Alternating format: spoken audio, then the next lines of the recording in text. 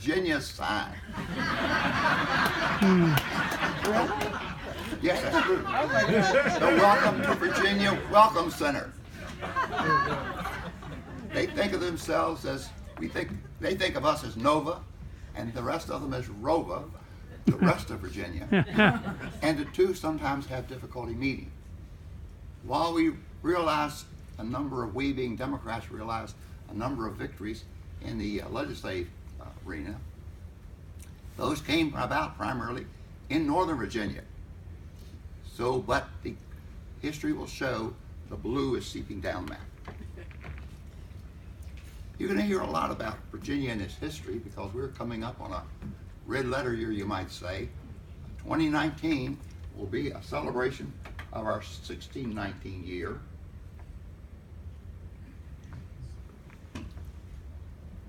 And all of you who went through public school in Virginia know that in 1619 a lot of big things happened in Virginia.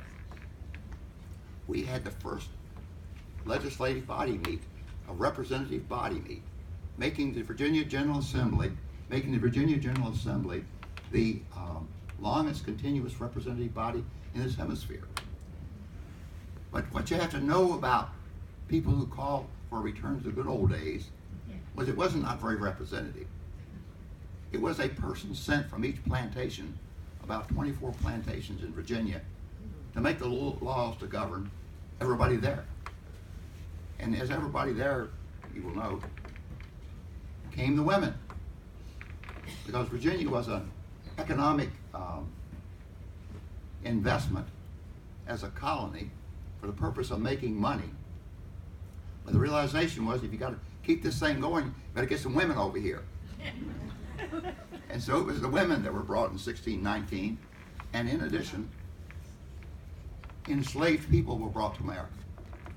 Now, if you listen to native Virginians, they'll largely tell you that 1619 was the red letter year because the General Assembly met for the first time, women came to the colony, and slaves were brought to the colony.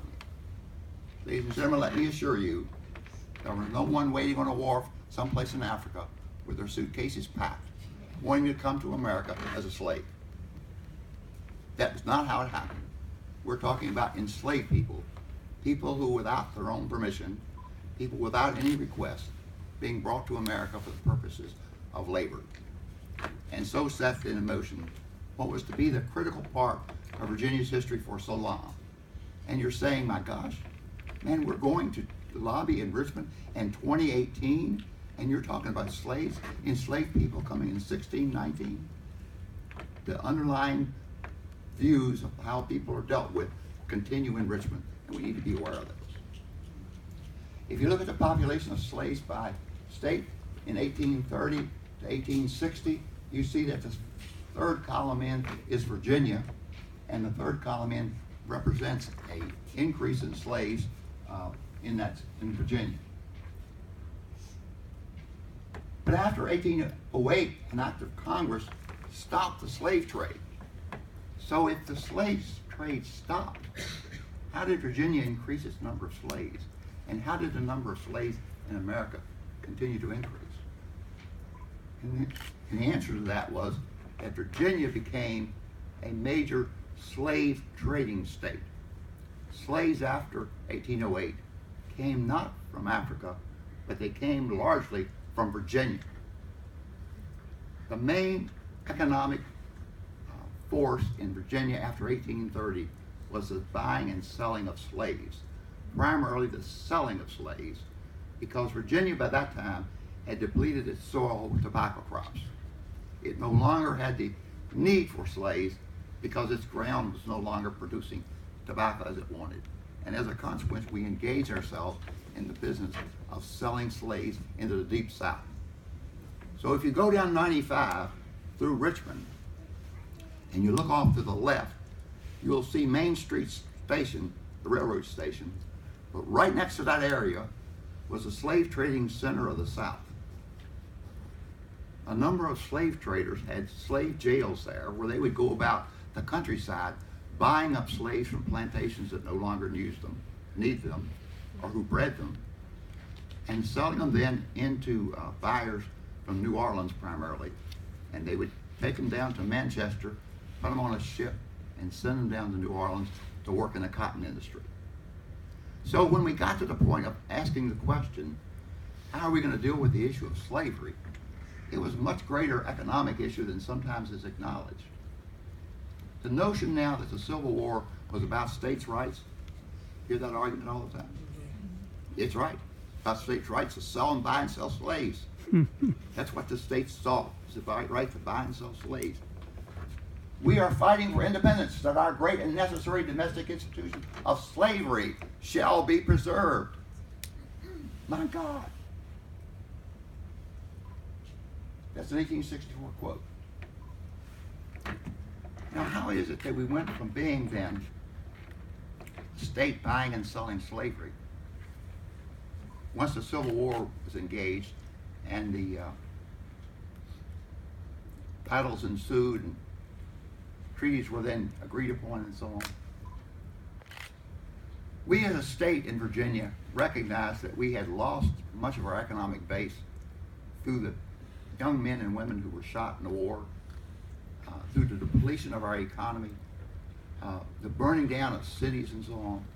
It was a destructive war for Virginia because a lot of it was fought right here. And as we tried to restore ourselves during Reconstruction, as balky as we were trying to come to an agreement with the federal government about the way in which we would rejoin the Union, we had a Civil War debt, and we had a Civil War conscience problem. We had fostered upon ourselves a war for which we had a responsibility. And so how were we going to deal with the responsibilities that ensued from that? The Confederate monuments by state, you know that issue floating around now? The number one state was Confederate monuments, Virginia, with 223. This issue is not going to go away.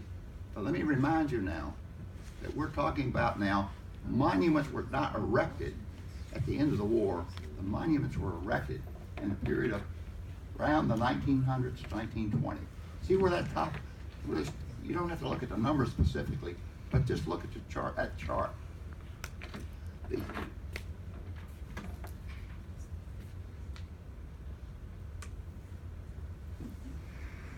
The chart shows that the Confederate monuments were primarily an effort on the part of Virginia, and less so in the remainder of the South, to regain some position in the nation. And the lost cause, as it's referred to, was an effort to try to restore its glory. So how do you restore the glory? Well, the way in which the Daughters of the American Confederacy decided to restore our glory was to put up a bunch of monuments. And so now you can hardly go through a small town in Virginia where there's not a memorial to Confederate soldiers. But you know, the memorial of the Confederate story has a dual message. It may be about someone who fought for a cause you thought was right, but it also has a message that we still support that cause. In some people's minds, that's what it seems to be the case. This is a long, hard issue that's going to be around.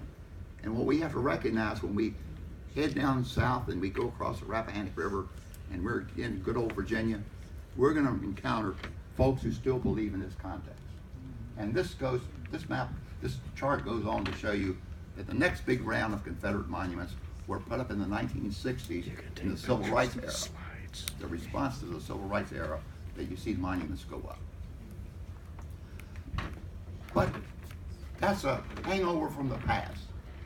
They're gone with the wind in the literature, lots of pageantry and so on, were all designed to create the impression that life under slavery was just great.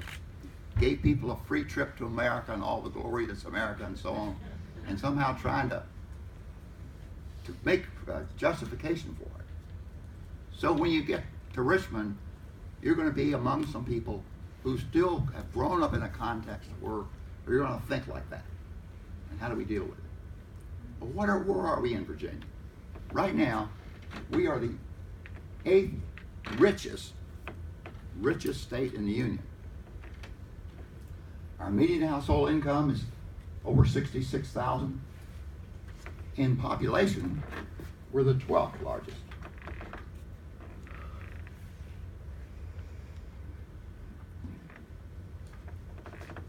And I want you to keep those two numbers in place. Median income, very high. Population, high among the states. Because when we get to looking at Virginia in an overall context, we're going to need to understand how it is we still have such issues of such great need. Look here now, if you would, and you don't have to know exactly the numbers that we're talking about, but I will tell you, the greener it is, the wealthier you are, okay? And the browner you are, the poorer you are. You see the pattern there? When we talk about being a wealthy state in terms of income, we're essentially talking about the population that occupies Northern Virginia. This is where the dollars are. And when you take a look at the median income, that means, my friends, that look up there in the corner at Loudon and Fairfax.